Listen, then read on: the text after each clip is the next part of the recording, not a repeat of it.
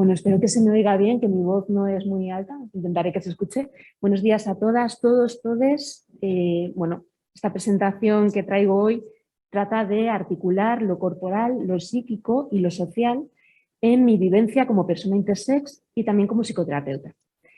Mi narrativa bebe mucho de las epistemologías feministas, la antropología encarnada, como diría Mariluz Esteban.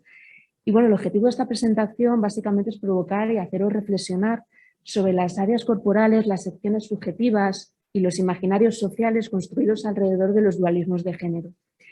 Para ello, yo creo que es necesario colocar el discurso científico como objeto de estudio, explorar la performatividad del lenguaje que utilizamos y solo analizar algunas de las violencias y resistencias que desde los colectivos trans intersex hemos ido generando y recibiendo. Hablo desde mi posición de psicóloga, de activista intersex, pero también de investigadora intersex. ¿Y usted quién es, no? Bueno, yo soy psicoterapeuta sistémica especializada en atención a personas con diversidad sexoafectiva de género, atiendo a muchas personas trans, intersex, no binarias, etc.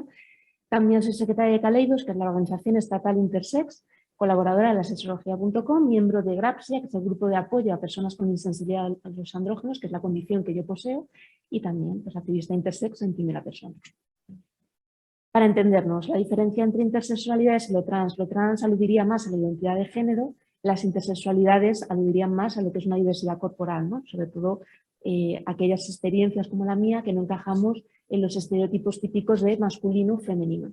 No sé qué tal se me oye por ahí detrás. ¿Bien? Sí, voy a intentar subir un poquito o acercarme aquí. ¿Hola? ¿Mejor? Tengo el poder. Ok, la etiología de la violencia. ¿De dónde viene esta violencia de los dualismos, de los binarismos de sexo o género? Estas dos autoras lo definen bien, ¿no? ¿Qué define cómo se mide el sexo? ¿Quién está legitimado, legitimada para decidir intervenir sobre él? Está la identidad sexual biológicamente determinada, esto del biologicismo y el purismo biologicista. ¿Qué forma, tamaño, funciones debe tener un cuerpo para ser considerado normal? ¿Por qué se genera tanta angustia y miedo cuando nos encontramos con una posible indefinición o ambigüedad, como en el caso de los cuerpos intersex? ¿Sucede así en todas las culturas o hay un sesgo etnocéntrico? ¿Es el género necesariamente dicotómico? Bueno, pues aquí el doctor Dao García Dauder, que me acompañaría en esta mesa, pero no ha podido venir, diría que existe un problema en las definiciones. Toda definición implica una exclusión, especialmente si viene de entornos biomédicos. ¿Qué se considera trans? ¿Cuál es la persona trans golden? ¿Cuál es la persona intersex golden? Y dentro del intersex solo entraríamos aquellas categorías médicas o entraría una persona, por ejemplo, un hombre que tenga mamas, pero también tenga cariotipo XY, testículos, espermatozoides, etcétera, ¿no? No hay una sola anatomía, ni hay un proceso corporal, ni una vivencia trans intersex, ¿no? El peligro de la historia única de Chimamanda Ngozi.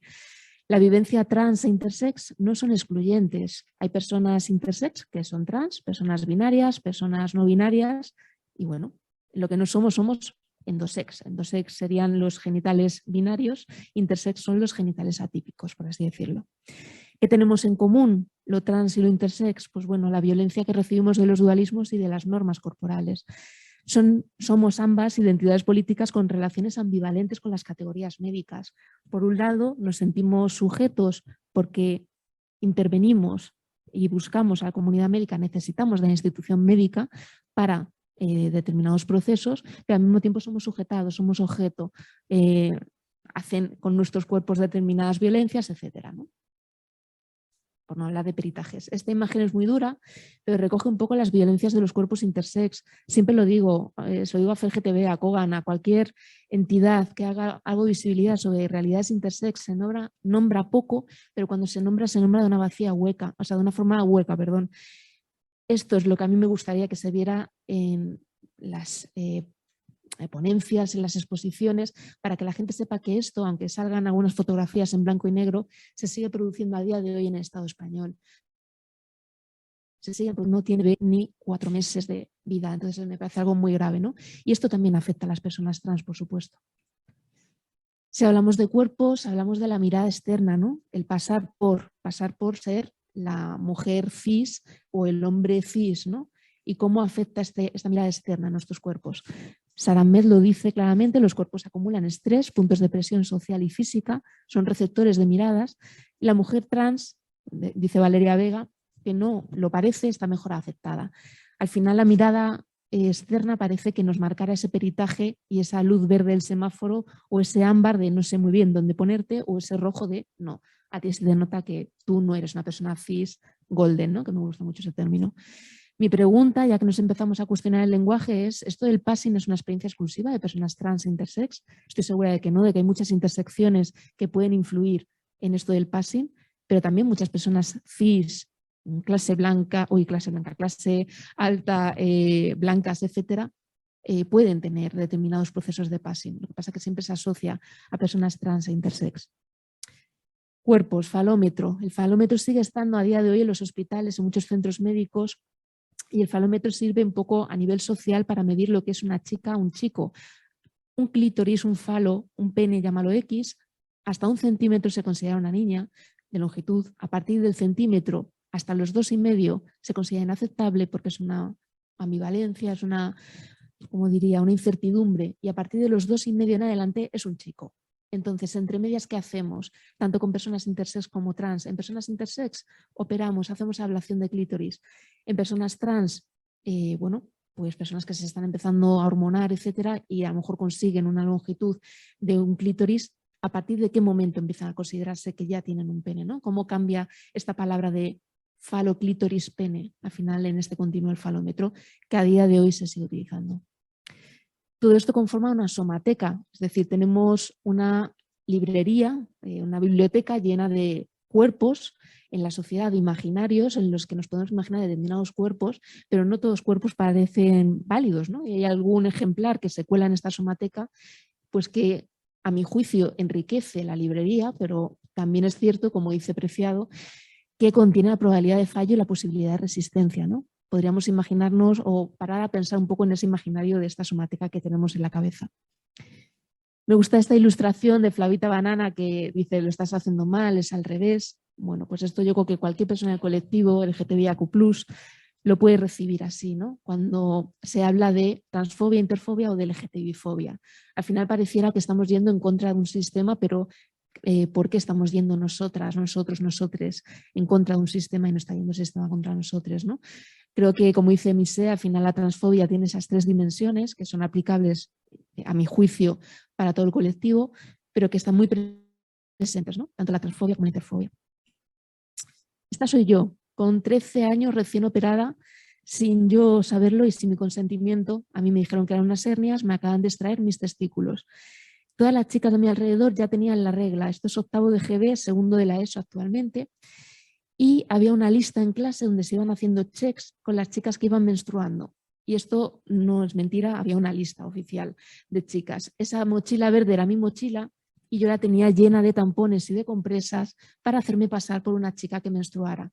Pero en realidad, bueno, mi cara creo que lo dice todo, es como no estaba menstruando y estaba sufriendo bastante dificultad, ¿no? En ese momento, fue un año bastante difícil.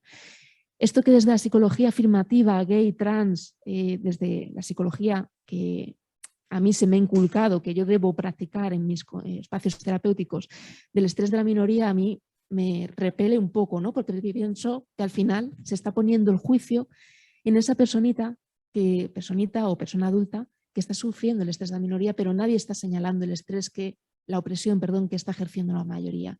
¿Qué sucede con esa lista, con ese check? ¿De dónde viene esa lista? Estoy segura que esas niñas no tenían ninguna mala conciencia y seguro que detrás de esas caras felices había historias muy complicadas, porque cualquier persona adolescente está viviendo situaciones complicadísimas. Pero bueno, esto de la opresión de la mayoría creo que es interesante y creo que llevar el politizar los malestares de género a la terapia psicológica, al acompañamiento psicológico es fundamental para hacer un trabajo honesto y ético. Igual el acompañamiento psicológico me encanta, caritas sonrientes, a personas trans intersex, yo lo practico en mi práctica profesional, pero ¿y quién acompaña a las personas LGTBI-fóbicas? Yo tengo mucha ansiedad, no duermo por las noches, ¿qué sucede, no? Con las personas LGTBI-fóbicas que parece que no requieren ningún apoyo.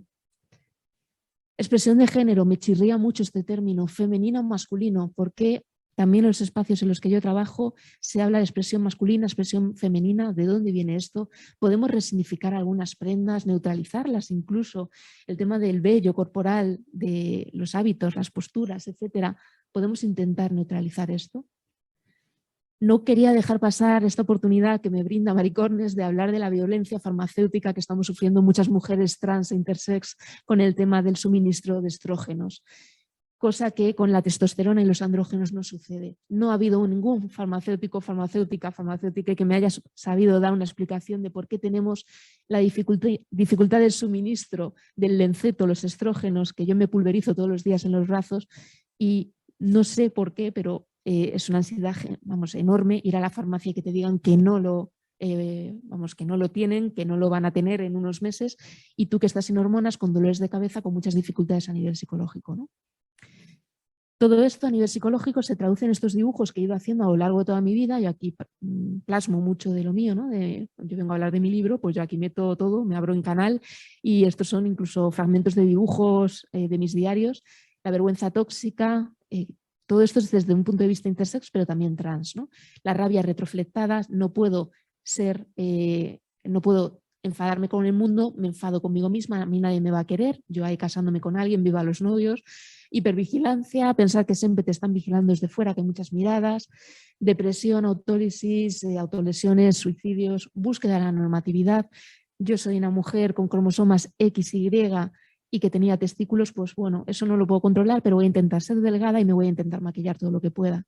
Sensación de fraude, no soy la mujer perfecta, desabrazo familiar, homofobia, cosas que nos sonarán a muchas de nosotras, ¿no? Y falta de agencia, al final, desde la perspectiva intersex y trans, sientes que estás en este objeto. Frente a ello, podemos generar resistencias, obviamente, a mí esa palabra me encanta. Este verano se ha estrenado la obra Hermafroditas a caballo, la rebelión del deseo, por el colectivo Que no salga de aquí, Laura Vila-Cremer. Ojalá llegue a Madrid, porque esa obra es impresionante. ¿Qué tienes debajo de las bragas?, dice Laura Vila-Cremer. Y luego Daniela Vega, pues con su obra, también dice este último párrafo: porque todas las humillaciones y todos los miedos me dieron mis armas de resistencia. Un libro que para mí es poesía y es verdad pura. Desde la sanidad también se están ejerciendo resistencias. Una obra como Solo dos, de Daniel G. Avietar, médico del ámbito sanitario, que se cuestiona cómo estamos mirando el sexo-género y cómo está construido esta dimensión. Desde la educación, autoras como Mercedes Sánchez Sainz con las pedagogías queer, que nos están diciendo hay que imaginarnos otra forma de educar y no podemos hacerlo si no imaginamos otros cuerpos posibles.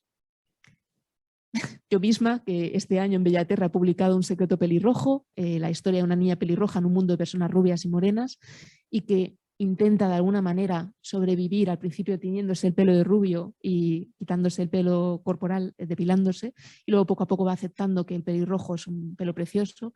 Desde luego no es casual, se dice que conoces a más personas intersexuales que pelirrojas porque somos más frecuentes, pero no lo decimos porque estamos silenciadas.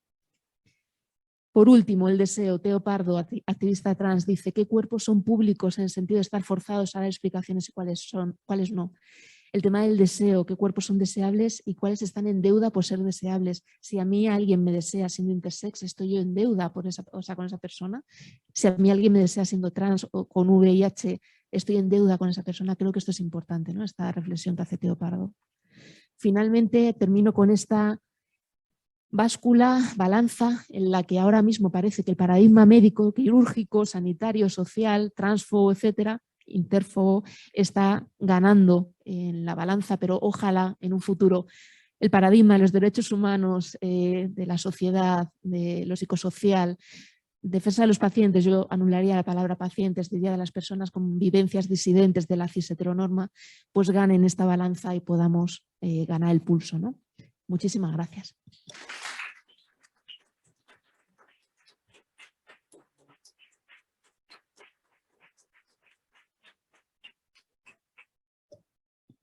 Muchas gracias, Camino. Ya has visto qué aplauso tan intenso. Yo tengo los pelos de punta.